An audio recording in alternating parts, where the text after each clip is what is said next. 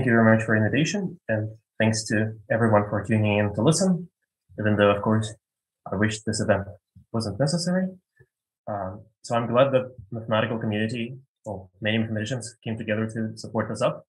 But unfortunately, as we've already heard in the remarks, in the beginning, in the recent months, many more people have suffered from crimes against humanity committed by the country of Russia.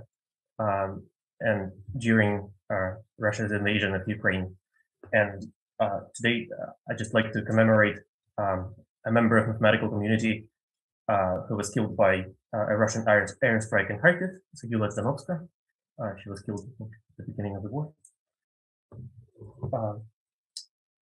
Yes, and having said that, let me start telling the story I'd like to share today. So the story is, it's sort of at the interaction of, it's placed at the interaction of arithmetic and geometry. So, but let me start approaching it from the arithmetic side, and then we'll bridge two sides together. So I'd like to study, I'd like to start looking at the main object of arithmetic, depending on your perspective, which for me will be the Galois group of the field of rational numbers. So my notation for it will be GQ, which is just a shorthand for the Galois group of Q bar over Q. And by definition, this is the group of automorphisms of the algebraic closure of the field of rational numbers. And so if you'd like, all of the arithmetic of rational numbers is somehow captured by this group GQ. But rather the question is how to fruitfully interact with this group and how to extract this information in a structured way. So since this group GQ is defined through its action on some other object, such as Q bar, it's natural to try to study it externally, namely through the action of GQ on other objects. So, well, the simplest thing which you could consider is actions of GQ on finite sets. And let me just remark once that this GQ is not just an abstract group, but it carries a natural topology. It's a profinite group. But I won't pay too much attention to being careful about the topology. Let me just say that all of the words which I'm saying are meant to be interpreted accounting for the topology of the Galois group of Q, which is the only natural thing to do. So in particular, all the actions I'll consider will be continuous, and I won't be writing this explicitly. So a continuous action, let me just say just once, of GQ on a finite set, well, if it's provided it's transitive, is the same by Galois theory as a finite extension of Q. So finite field extensions.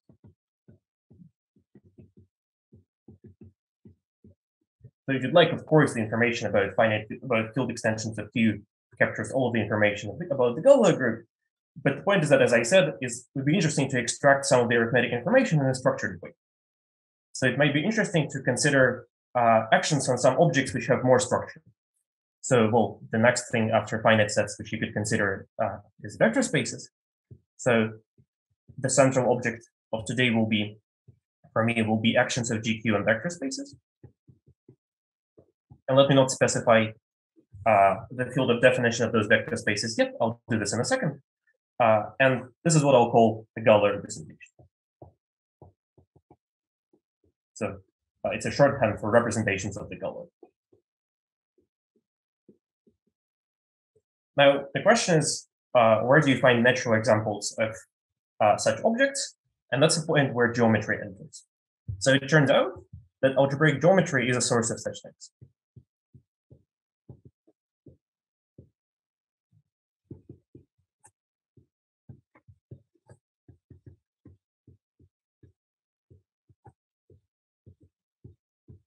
So if you have an object of algebraic geometry, such as an algebraic variety, which I'll denote by X, defined over the field of rational numbers. So this will be an arbitrary algebraic variety. If you'd like to make things concrete, you won't lose anything if you'll just imagine very explicitly that X is a projected variety cut out in the projected space by some equations. So you might imagine that this is the something defined inside the projected space by a system of equations. where the equations are some homogeneous polynomials in, well, here it would be n+1 variables, where x's are homogeneous coordinates with vector space. So I claim that given such an object, you can naturally construct a Galois representation from it. So let me explain this in some detail, which is the cornerstone of the story that I'll tell today. So how can you at least extract a vector space from an algebraic variety? Well, it turns out that it's very fruitful to apply topology. So to an algebraic variety, even though it's defined by coefficients in Q, you can just consider all of the solutions of these equations over complex numbers. And this way you're going to get a topological space. And given a topological space, you might consider its cohomology just as a topological space. So I'll just emphasize that this is something very topological by writing singular cohomology. And let me just, for simplicity, choose Q coefficients so that I'm getting a vector space. So this is a purely topological invariant. I completely forget that X had some kind of algebraic structure, and moreover, I forget all the arithmetic that is that X was defined over Q. So miraculously, it turns out that you can get an action of a Galois group from this object by the following construction. So there isn't quite a Galois action on this set itself, on this space itself, but on a slight modification of it. And this is, I guess, the most impressive particular byproduct of the theory of Untitled homology.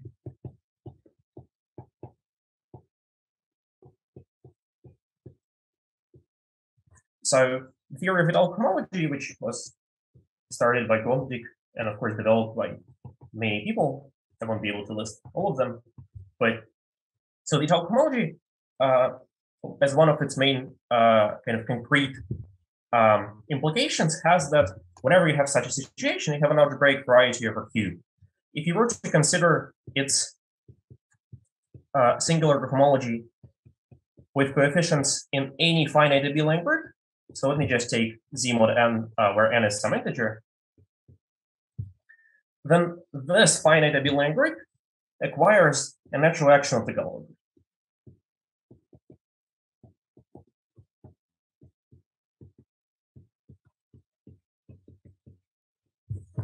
So let me just try to emphasize how amazing this fact is. So there is absolutely not an action of GQ on the space X of C itself. In principle, you could extend, well, the action of, in an arbitrary way, you could extend the action of the Galois group of Q to the field of complex numbers. So you could act on the space X of C. But this action would be extremely discontinuous. So it wouldn't induce a priori anything meaningful on this cohomology space. But so the definition of this action is entirely different. It rests on the amazing observation that this group, even though the way I've written it, it's a topological invariant that uses the field of complex numbers and the notion of continuity. This group has a purely algebraic description.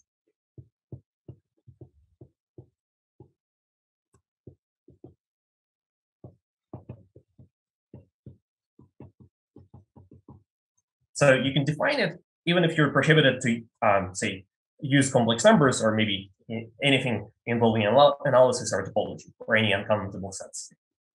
So I won't explain how this is done in general, but I'll try to give a flavor of what such an algebraic construction can look like and how it leads to a Galois action in a particular example. So this will be a particular class of algebraic varieties which I'll consider. So let me consider an algebraic variety which I'll denote by E, which will be a cubic curve in P2. And let me also assume that it will be smooth. A smooth cubic curve. So it's something which is given by a single cubic equation. And let me just, for concreteness, say that the equation, it's not hard to see that you can always assume that this equation has affine form. So with affine equation, given by y squared equal to x times x minus 1 times x minus lambda, where lambda is any rational number you'd like to choose, which is not 0 and 1. So for any lambda you choose, you're going to get an elliptic curve, and for most choices of lambda, they'll be different. They'll be non-isomorphic. And as soon as long as lambda is not 0 or 1, what you're going to get will be smooth. And then you, there's an affine equation, but then you complete it to get a smooth curve. So this is an object I'd like to consider. And I'd like to illustrate this general fact about Galois action in the case of first cohomology of the C points of that curve. So it's a very important fact that as a topological space, this E of C is homeomorphic to a torus. So it's something two-dimensional over reals, but one-dimensional over complex numbers, as it should be, because it's given by one equation and something two-dimensional. So mathematically, this is S1 cross S2. So, and therefore, this group, just as an abstract group, is two copies of Z model. But now the point is that you can describe this group in the following algebraic fashion. So a crucial property of E is that, or additional structure, is that E has an algebraic group structure.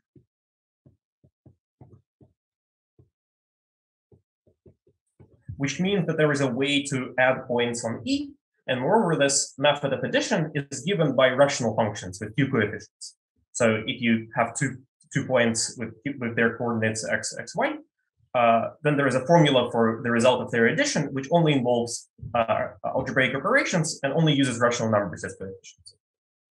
So if you ponder this identification of E of C with the torus a little bit, and moreover, I claim that this action is compatible with the group structure, it's not hard to convince yourself that there is a natural identification of this first cohomology and the set of points in E of C, which are annihilated by multiplication by 10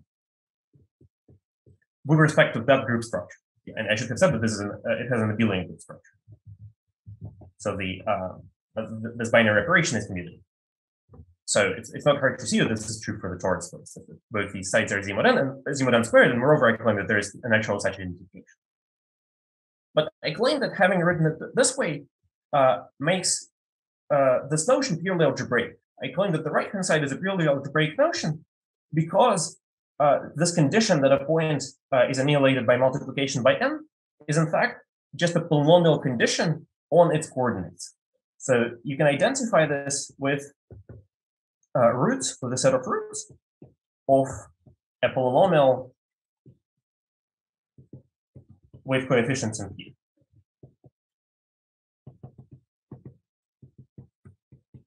So if you were to take a point with coordinates x and y and write what it means for its n multiple to be 0, you'll find yourself with a single equation on its x coordinate. So,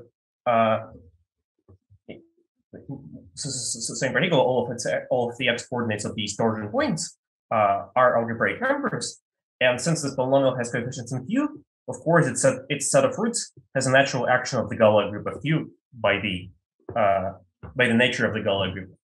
And moreover, it's not hard to see that this action is compatible with the addition on cohomology. So this way, I get an action on this finite abelian group. And this is precisely the action on the Untitled homology that also arises from the theory of Untitled homology. So here it might, let me just correct a mistake on the fly. So there should be an additional take twist, which you can safely ignore. This is a certain thing related to the action on the roots of unity. So it might seem that like here I use some specifics about this elliptic curve E, which is that it's a group, and something like that wouldn't work in general. But it's a natural objection. But in fact, I claim you just have to take my word for it that there's in general an algebraic construction of these cohomology groups in general. Okay. But yeah, I hope I've at least conveyed how an algebraic construction can lead to an arithmetic structure such as an action of the Galois. So I started by saying that the algebraic geometry will produce for us Galois representations, and here I've got actions of the Galois group on finite abelian groups. So let me just perform a technical step of hooking up an actual vector space from these groups. So let me fix a prime L. which will be fixed once and for all for the rest of my talk. And let me consider the inverse limit of the cohomology of this topological space X of C. So now I'm again back in the generality of an arbitrary algebraic variety X over Q with coefficients in Z mod L to the power n, where n is allowed to vary. And as n grows, these groups map to each other, so I can take the inverse limit. And so I'll get a module over the L-adic integers. And at the end, I'll invert L to get a vector space over the field of L-adic numbers. So this is a vector space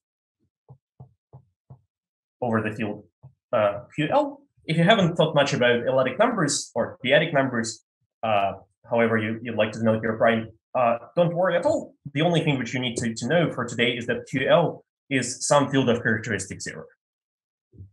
And that this is a vector space which, of course, coincides with the singular cohomology with coefficients just in rational numbers. Well, tensor up to this field. But the miracle is that now on this vector space, there is an action of the Galois group of. So let me just remark that this action absolutely doesn't preserve this Q vector subspace of cohomology of Q coefficients. So it's crucial that we've base changed to QL. But from now on, you can just operate with this QL as if it was an arbitrary field of characteristic 0, granting this the existence of this action. So this way, I've produced the Galois representation.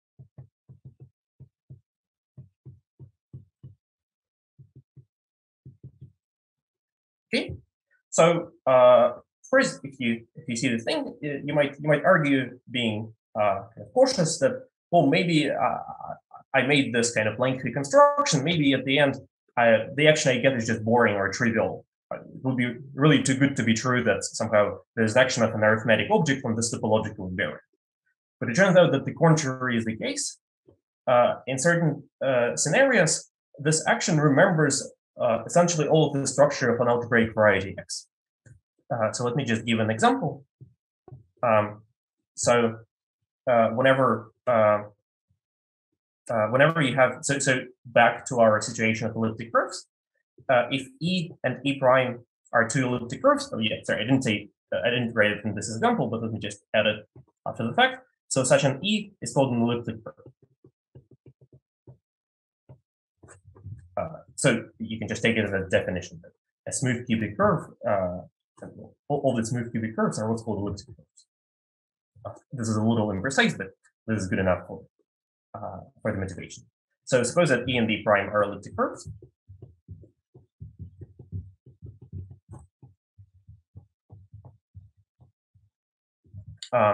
Then whenever, suppose it so happens that the representations on their singular cohomology of QL coefficients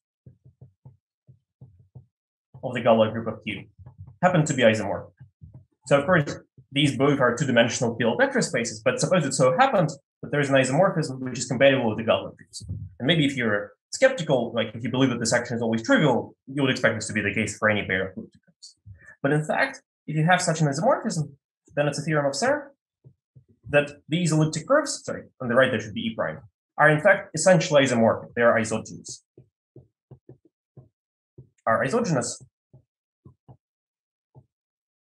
Which means that there is a map from E to E prime, which has finite fibers.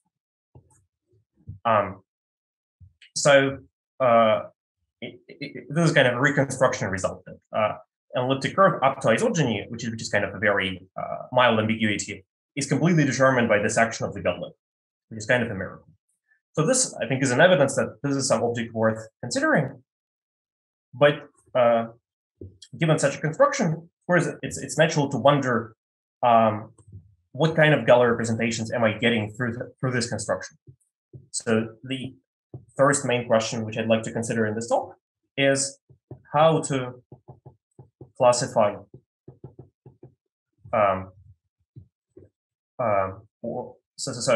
Galois representations, or rather, sorry, before I state this question, let me introduce a definition. Here is that. so that it sounds less clumsy. The first definition is, let me just record the name for the class of representations that I'm getting here. So a representation of the Galois group of Q, GQ on a vector space over QL is of geometric origin.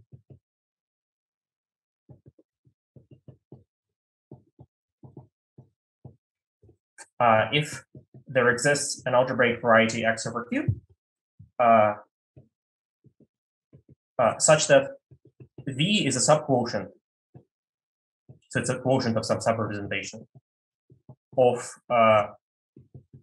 some cohomology. So shall we have just a small question from Othar? So please, yeah. Is it a theorem of Serre or varieties? Oh, sorry, I was actually unsure. I thought that somehow in the case of elliptic curves, this has been proven earlier by Serre, but I might well be wrong. Of course, in general, for abelian varieties, this is false.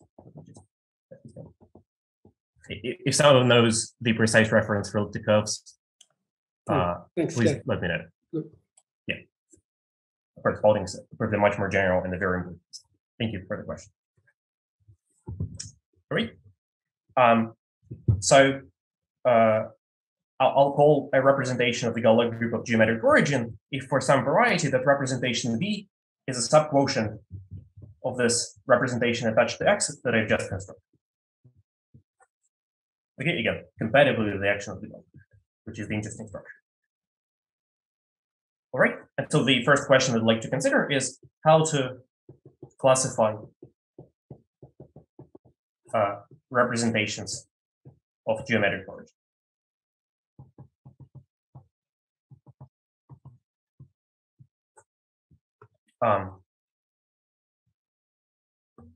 Okay, so let me just make it clear that since the Galois group of Q doesn't quite have an explicit description, we don't even have a means to answer this question fairly explicitly. It's not that I expect someone to write down a list of representations using their matrices, which would be exhaustive.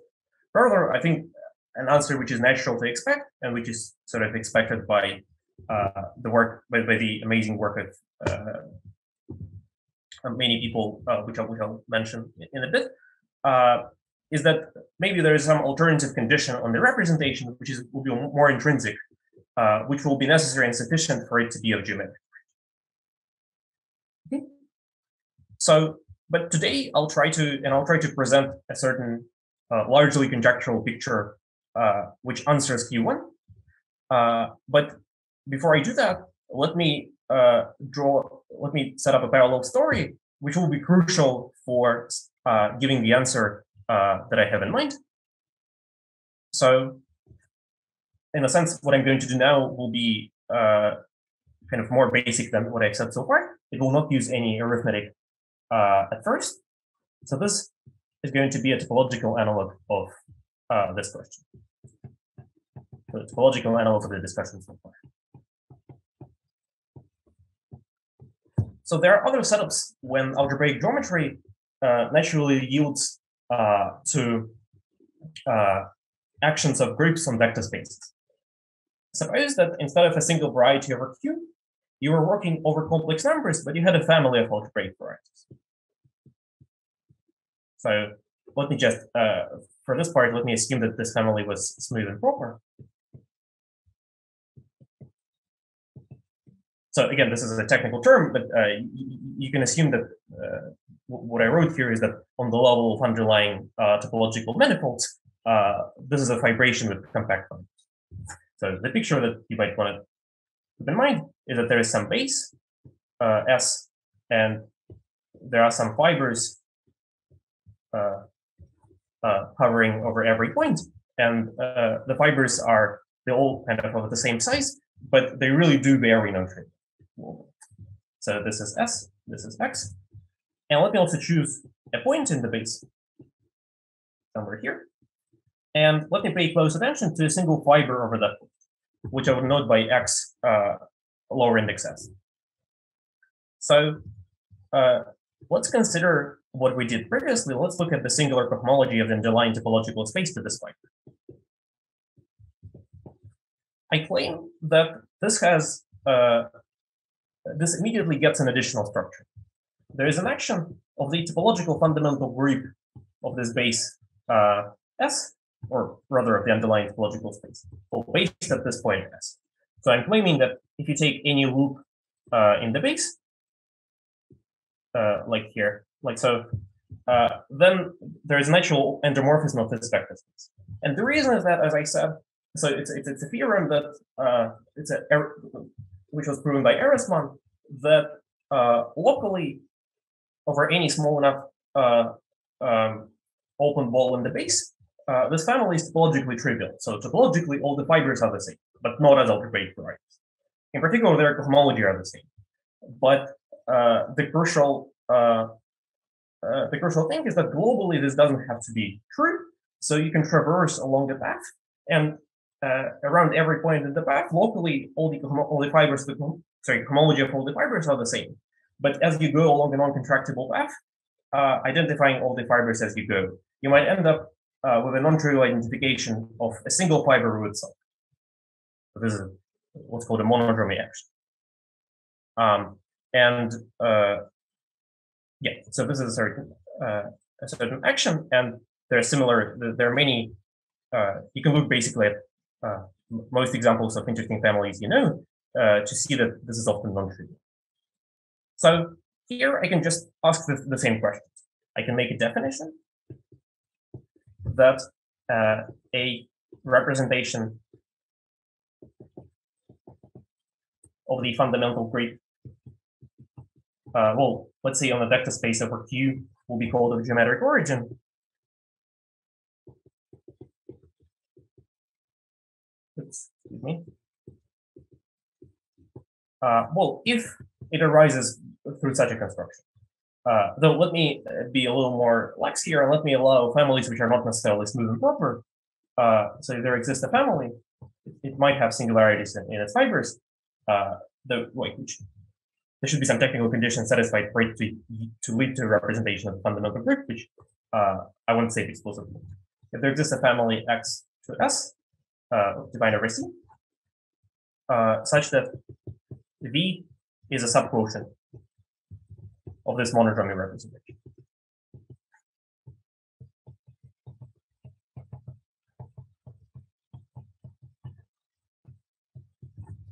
Okay, so this is a definition purely over complex numbers. It pertains to families of complex algebraic varieties. And I could just ask the same question. So how to classify these representations?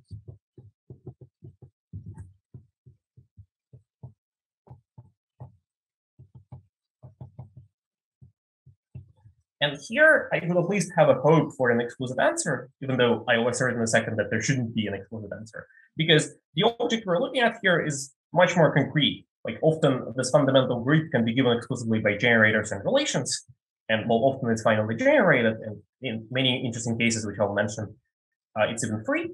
So it's just a question of specifying several matrices, well, up to simultaneous conjugation. So in principle, there could be an explicit answer, though I'll argue that somehow this question is interesting enough for there not to be an explicit answer, but rather, there isn't. I think there should be an interesting answer. But just to kind of give you a feeling of what kind of answer you would expect, let me give a quantitative answer to question 2. So let me tell you how many such representations there should be. So it's a beautiful result of doing that if you fix, so for a given n, which will be the dimension of my representation, there are at most finitely many, representations from this fundamental group for a given variety S into GLN of Q that are semi-simple and of geometric origin.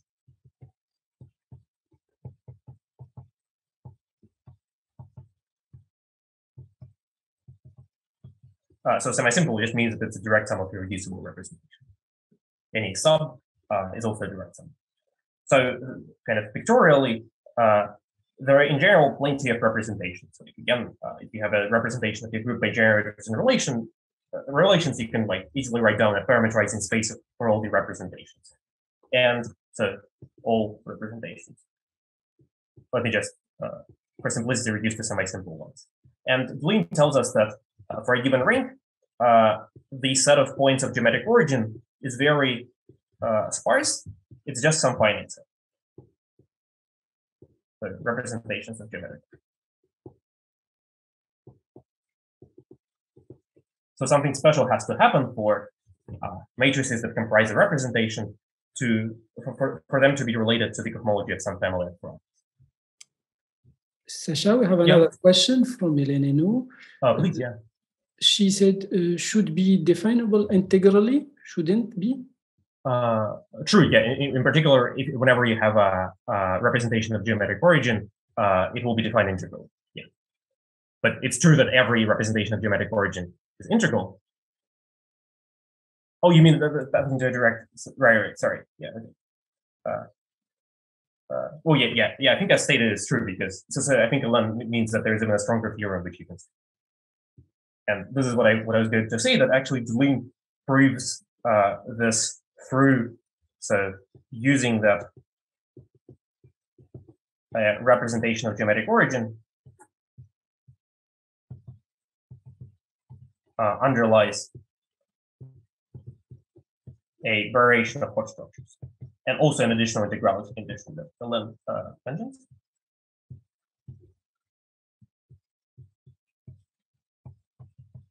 And I'm mentioning it here because this notion of Hodge structure will come up at the very end, and it will play a crucial role. Okay.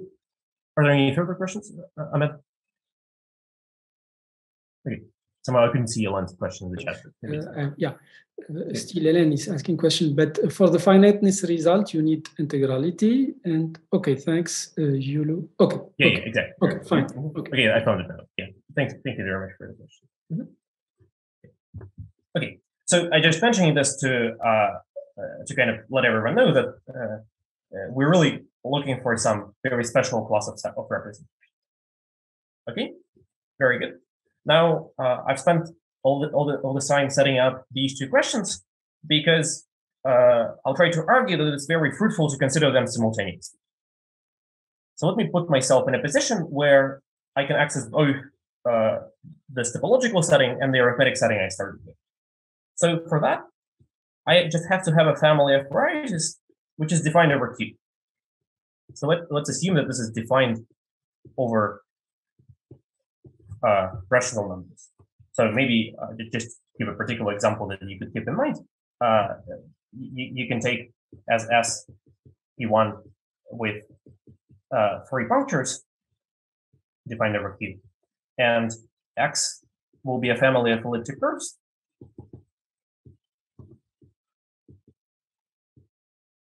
Given by the equation y squared equal to x times x minus 1 times x minus lambda, where lambda is the parameter on the base, and as long as lambda is away from 0, 1, and infinity, this will define, well, the completion of that will define a smooth curve for you. So this is a family of elliptic curves. These are, so we considered those previously one at a time, but they also fit into the family. So I'm just saying that somehow you don't have to work too hard to give examples of such a thing. So given such a structure, let me also assume that the base point I looked at was rational. Then if I look at the cohomology of a fiber, again with PL coefficient as I did, then on one hand, by the first part of what we discussed, there's an action of the Galois by this beautiful idea of cohomology. But on the other hand, of course, there's also an action of the fundamental of the base. Well, just because there was an action even with cohomology of Q coefficients, so of course, if I base change further to the field QL, there will still be an induced action. So the question is, how do these actions interact? For instance, maybe the most naive guess would be that they commute with each other, which in general couldn't quite be right because it often happens that both of these actions are irreducible. Another guess would be that they're just unrelated at all. Well, because they have really different natures. One of them is arithmetic, the other one is topological. But it turns out that the answer is that they're actually related in a very structured way, and also this relation is very non-trivial. So to introduce this relation, I'll need another object, which is an upgrade of the discussion which we had previously about the cohomology to the setting of fundamental groups. So this is a concept of a tau fundamental group. And this is kind of a genuinely new object that you can attach to every variety. But let me just phrase what it's equal to, state what it's equal to in terms of the topological invariants, because that's the only thing which will be important for me. So again, I'm in a setting where S over Q is some variety, and I have a Q point. Then I claim that there is an action of the Galois group on the fundamental group of the underlying topological space, provided you modify the fundamental group slightly. So you should consider, excuse me, its profinite completion. So I'll put a hat on top of this group to signify profinite completion. And this is related to the necessity of previously considering cohomology with finite coefficients, which by definition is just the limit of all finite quotients of this group. So these are finite quotients.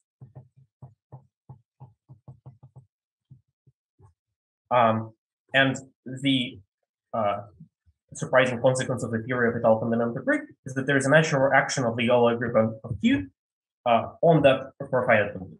So again, this action doesn't quite preserve the, it doesn't extend to, or I guess descend rather, to an action on the fundamental group itself, but it turns out that this profinite completion does have a purely algebraic description akin to this description of the cohomology with finite coefficients. And consequentially, there is an action of the Galois group. And this profinite completion is usually referred to as the tau fundamental group of S base change to Q bar. But I'll just keep denoting it as a profinite completion to remind ourselves of the tie to the topology. And again, let me try to argue with the invisible skeptic in the room, who might say that, well, maybe I haven't really told you anything interesting about this action. Maybe just there couldn't be anything so interesting. But actually, this action is even more interesting than the action of cohomology. So, an example, which is a result due to Delhi, it's a consequence of his famous theorem that. If you consider a very particular variety that already appeared, you consider P1 minus 3 points. Then, well, what we're talking about here seems very concrete. So the fundamental group, and let me start suppressing the base point. So I just chose some base point. It's just free on two generators, which I'll denote by gamma 0 and gamma 1. So it's free, and these generators can be represented by loops around two of the punctures. So the this is the picture of C points of Q1 with 3 points from it. And if I chose some base point S, I can consider loops with some orientation around 0 and 1, and their combinations will express everything. All right. Yeah. So this is a free group, and now I claim that there is an action of the Galois group on its profinite completion. So P1 minus 3 points with some base point with complex point. And let me just to kind of, I haven't really talked about this notion of profinite completion. Let me just say what explicitly this amounts to. It means that for every element of the Galois group of Q, you should tell where element gamma 0 goes. And if you were working with the original fundamental group, you would just have to specify a finite word in letters gamma 0 and gamma 1. But since you pass to the profinite completion, this word is not allowed to be infinite. Let me just say what this means. So it could be an infinite word of some powers of gamma 0 and gamma 1. So let me introduce some notation for the powers. Okay, this is a little inconsistent, but and it might go infinitely, but there should be a convergence. There is a convergence condition that for any integer, almost all AI and BI are divisible by n.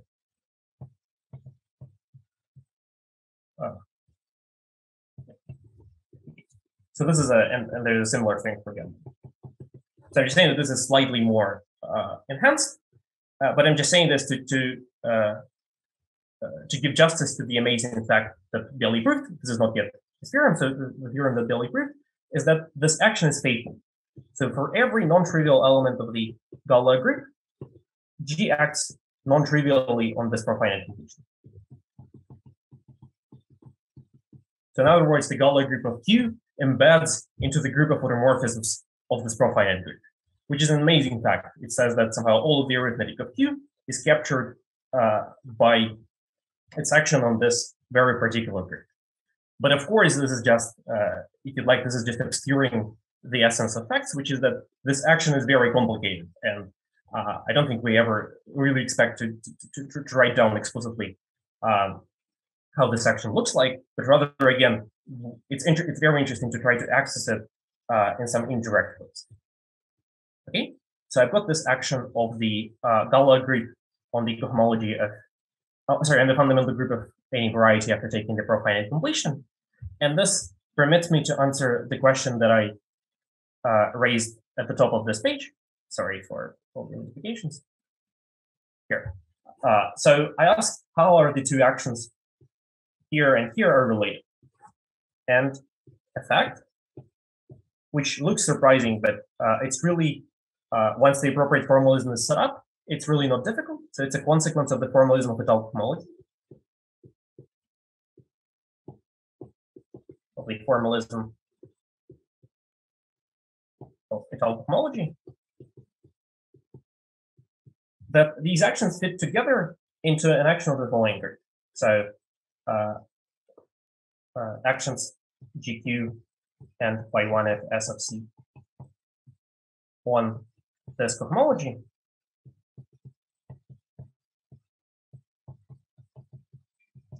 fit into an action of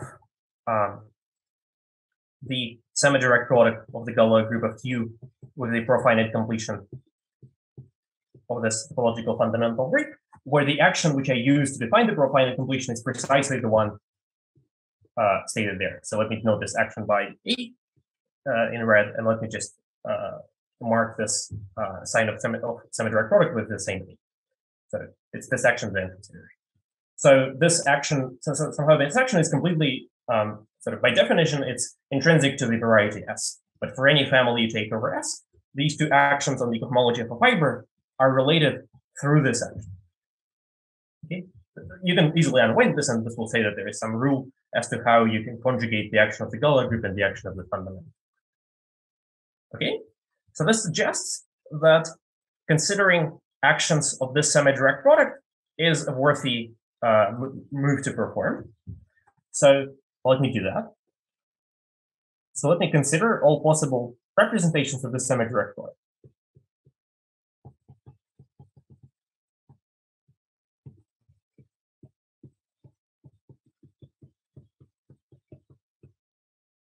Well, on QL vector spaces, which I'll note that QL vector space page. So this is something. So given such an object, I can get from it two more familiar objects that I've considered previously. On one hand, there is an operation I'll call A, which creates a representation of the topological fundamental group. So it lands in the class of representations of the topological fundamental group. So let me just denote the vector space differently, CW. So by definition, A of V is just the restriction of V to that something. So I completely forget about the Galois. Okay, and a consequence of this lemma that I stated above. So lemma implies the following inclusion with a little bit extra work, which is fairly standard. That representations of geometric origin of this fundamental group of geometric origin are all obtained by this procedure A. And to be precise, they all lie in the class of the following class of representations. So subquotients of representations of the form A of B for some B, which is a representation of this larger semi-geometric product. So if we're interested in representations of geometric origin, we might as well restrict ourselves to the image of this function.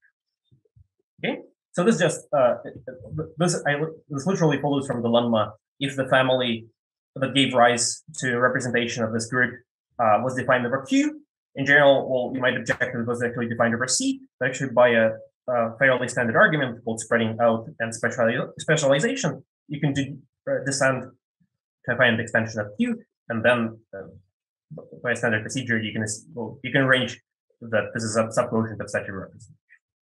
Sorry, this is very imprecise, but I just want to emphasize that there's, with the appropriate formalism, there's nothing deep going on. Now, this covers sort of the topological question that this connects it with the topological question that I described.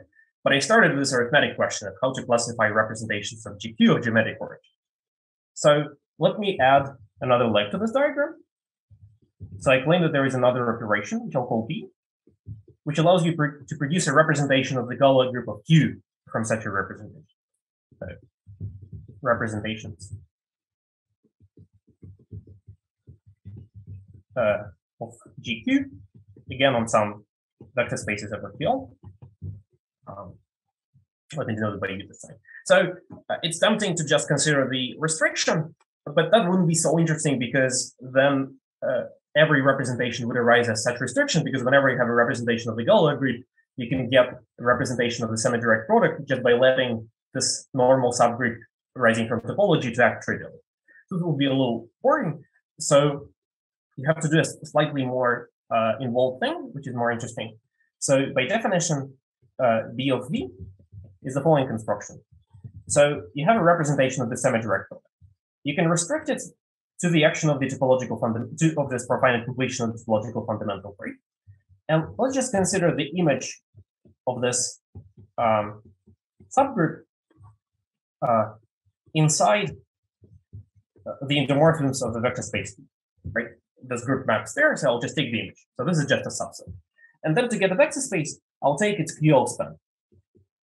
So I'll just take the image inside matrices and I'll take all the linear combinations. So this will be some subspace of the finite dimensional space of matrices. So it's not hard to see that this is preserved by the action of the Galois, where the action on the endomorphisms is the one given by identifying the endomorphisms with V times V star, star meaning dual. So this is some representation, and this is the operation that I'll define. And the point is that this is only produces something interesting if in the original action of the semi-direct product, the action of the topological fundamental group was interesting enough.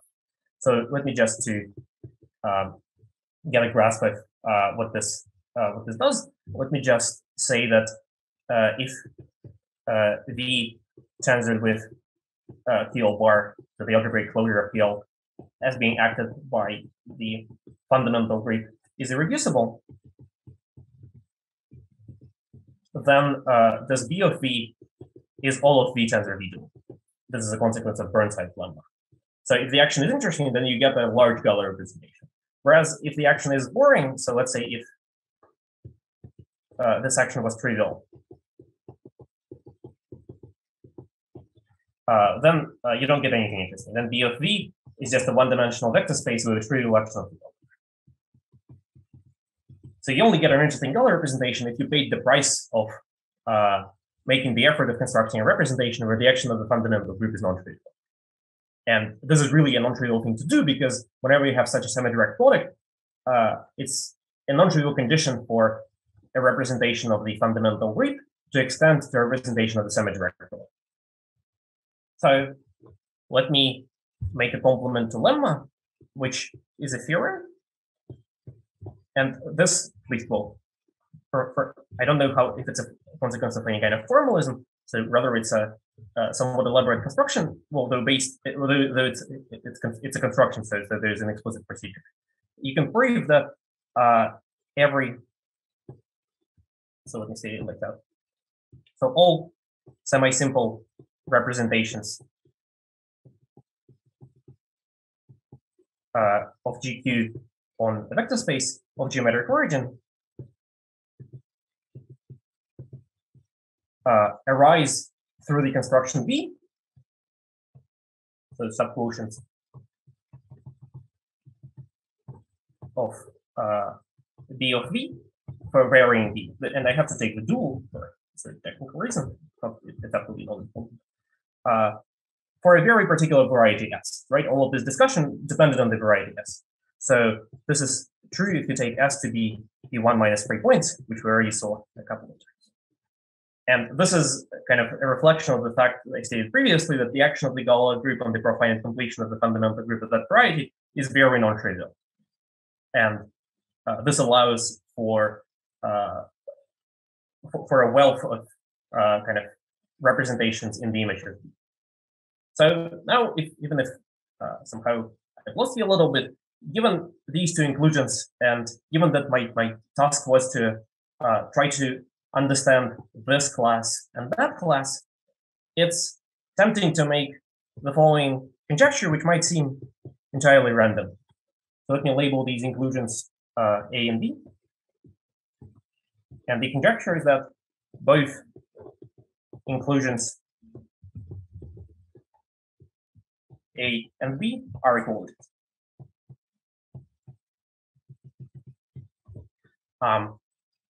So I claim that these conditions of arising through either of these arrows are so strong that it should be enough to guarantee that the representation came from geometry.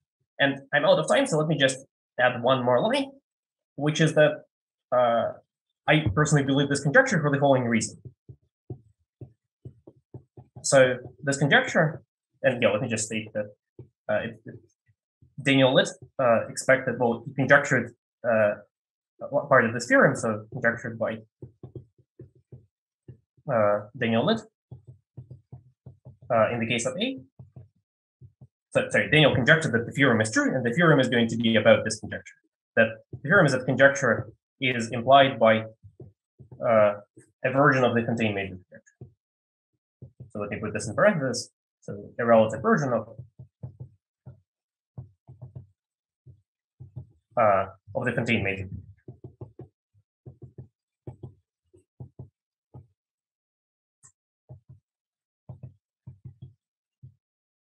Okay, so contained major conjecture, let me just say in words, it's a certain expectation that certain properties of a Galois representation fairly explicitly related to being related to a variation of, being related to a foot structure are enough to guarantee that it came from geometry. And the come to the theorem 2 is to verify these conditions for representations of the form B. So, sorry for running a little bit out of time. Let me stop here. Thank you very much, Sasha, for this wonderful lecture. So I think we have time to take maybe 2 or 3 questions, if there are any questions. So please raise your hand, and I can give you the microphone.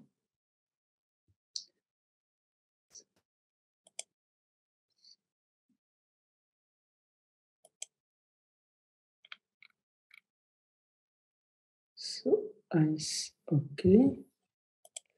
So Maxime, you can ask your question.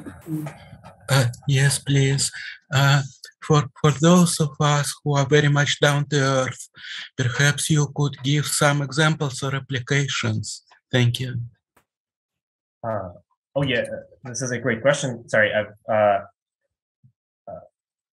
maybe let me not quite answer your question, but let me just say that I think there is a interesting partial progress on both of these theorems. One of them arising from the progress on the contained major conjecture, and that which is that the fact that A is equality for representations of rank 2, so of dimension 2. This is a theorem essentially. Well, I'm sweeping under the rug some technical conditions that have to be verified. This is a theorem of Snowden and Zimmerman.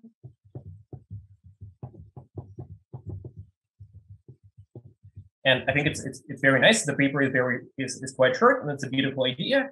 And they deduce it from a very deep result in the Langland's program for function fields in characteristic P, even though this is a statement purely in characteristic 0, namely from Drenfeld's proof of Langland's conjecture for geometry. And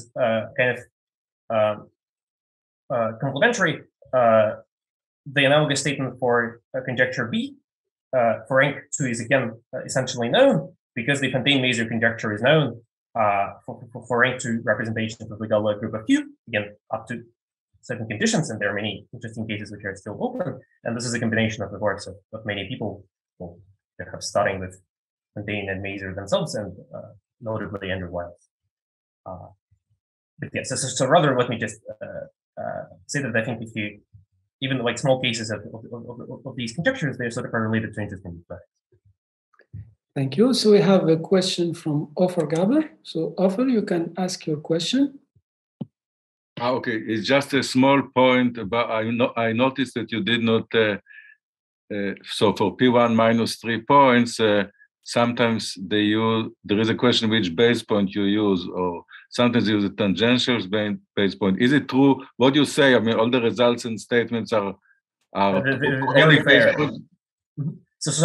What I was, sorry about that. I was not careful here. So there are two things which are true I can prove, which is that, first of all, if you choose a tangential base point, then this is true as stated. So every representation of geometric origin arises. Now, conversely, if you take any particular representation, then it arises for infinitely many base points. But I can't quite prove it for all of them. But I suspect it's true. Maybe I just couldn't quite figure it out. But yes, so as stated, this is true only for the tangential base point. Well, prove it. This is a very fair question. Sorry. To which statement exactly you need the tangential base point? Sorry, what do I need exactly? So in which statement? Oh, here, in theorem 1. In theorem 1? Yeah, so for an S at tangential base point. Okay, and then you also say that you prove that what is the thing that you prove for infinitely many base points? So if you rather fix a representation of the Galois group, which is the geometric origin, then you can find it as a subquotient of B of V for infinitely many choices of a base point. But those choices are potentially different for different Galois representations. Okay. And it's only the tangential base point which is universally suitable.